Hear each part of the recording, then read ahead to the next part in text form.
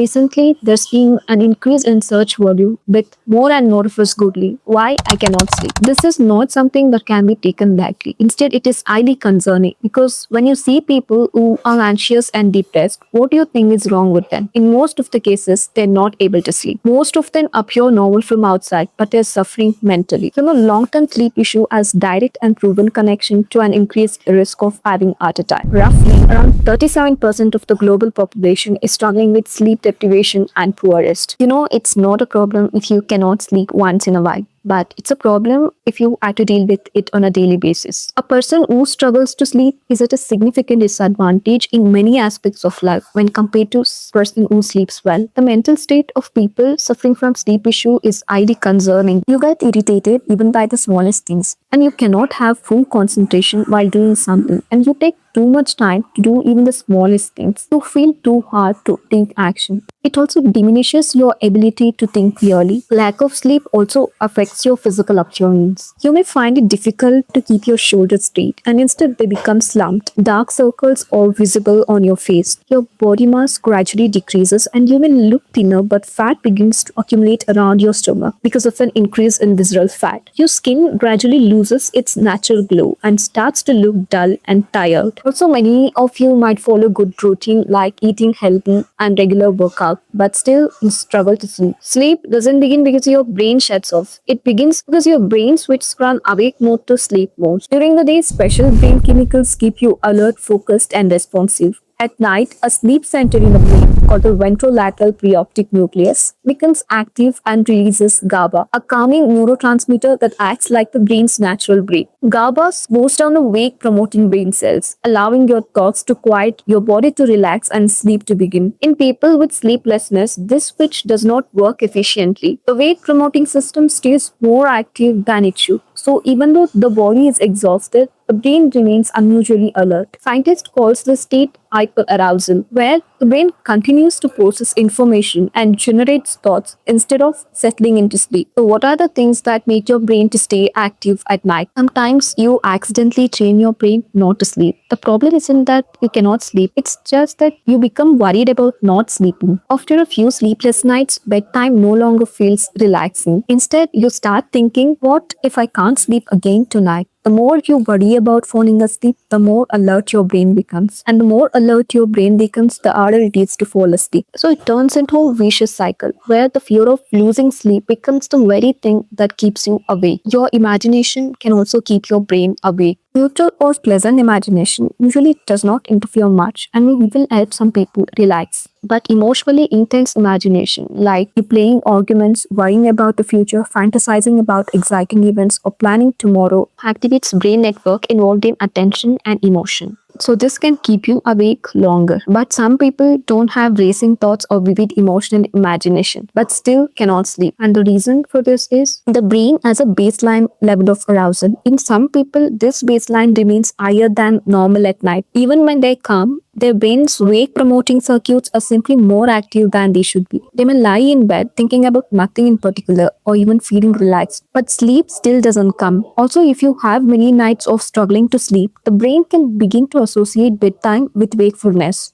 Over time, simply getting into bed can trigger alertness instead of relaxation. Long-term stress can make brain's alert system easier to activate and harder to switch off. Even after the stressful event has passed, the brain will remain in this more vigilant state. Now that we understand why the brain stays awake, let's look at how to help it switch to a sleep mode. Have a complete focus on whatever you're doing throughout the day. When you train your brain to have a complete attention on whatever you're doing throughout the day, then even when you sleep, it eliminates other thoughts and focuses on rest. So how to achieve this state of brain? It's by practicing meditation. Take time to meditate. Just focus on your breath. Your mind wanders into different direction. Your job is to bring that attention to breath. So whenever your attention wanders, bring it back to breath. So when you meditate consistently, you will notice that your attention span is increased. Then this also starts reflecting in whatever you do throughout the day. And even when you sleep, your mind wandering reduces and your mind focuses on rest. Avoid coffee at least 6 hours before bedtime. Throughout the day, your brain produces a chemical called adenosine. The longer you stay awake, the more adenosine builds up. Think of adenosine as your brain's sleep pressure.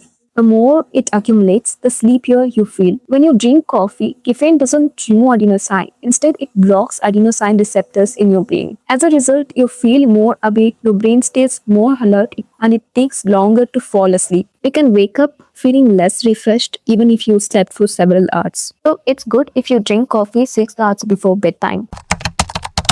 Gratitude actually shifts your brain from state of panic to state of fulfillment. It's like shifting your brain from state of arousal to calmer state, which is required for sleep. So before going to bed, take some time to be thankful for whatever you have in your life. So it's not a big deal. They do not have to be life-changing things. Start thanking for even the simplest thing. I'm thankful that I've got to eat such a great food. I'm thankful that I've got time and freedom to watch this video. And I'm very, very thankful that I've got to live in such a beautiful place. So this way you can start thanking for whatever you have in your life. And so it's not only prior to bedtime, we can do it throughout the day because it also increases your self-esteem. Take deep diaphragmatic breath before going to bed, and while you sleep, imagine something peaceful. But don't make your brain active by taking what is the most people think that I like. Instead, it should be effortless. It has to be something that comes into your mind when you think of the word peace. It might be like the beautiful place where you're having the best time and that is giving you the greatest joy and peace. Practice reading. Reading before bed helps because it gives your brain just one thing to focus on. Instead of jumping between worries, notification, and endless thoughts, your attention settles on a single story. As your mind becomes less stimulated and more relaxed, your brain begins preparing for sleep. If you make reading a nightly habit,